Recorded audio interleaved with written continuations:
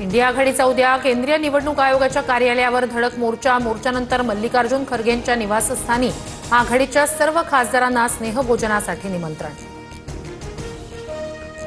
EVM hack करून दाखवा. निवडणूक आयोगानं 4 वेळा खुलं आव्हान दिलं होतं. विरोधक फक्त आरोप करतात, मात्र आयोगाला सामोरे जायला तयार नाहीत. राहुल गांधींच्या आरोपांनंतर मुख्यमंत्री फडणवीसांची टीका.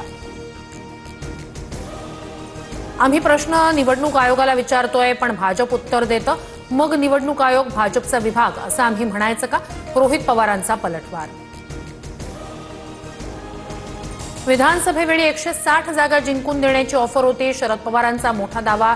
तर पवारांनी आधीच याबाबत तक्रार का दिली नाही, हा राहुल गांधींच्या भेटीचा परिणाम दिसतोय. फडणवीसांची खोचक टीका.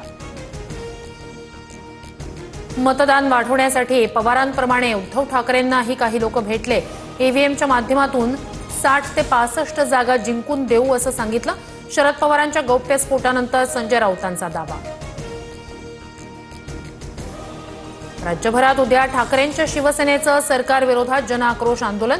भ्रष्ट मंत्र्यांमुळे राज्याची बदनामी होत असल्याचा आरोप. मुंबईतील आंदोलनात उद्धव ठाकरे सहभागी होणार. घोटाळेबाज सरकार विरोधात आमचं आंदोलन. राऊतांचा महायुतीवर हल्लाबोल. तर पुढील 5.5 वर्ष विरोधकांना मोर्चेच काढायचे आहेत. येत्या निवडणुकीत महायुतीचीच सत्ता येणार. मंत्री प्रताप सरनाईक यांच्याकडून विश्वास व्यक्त.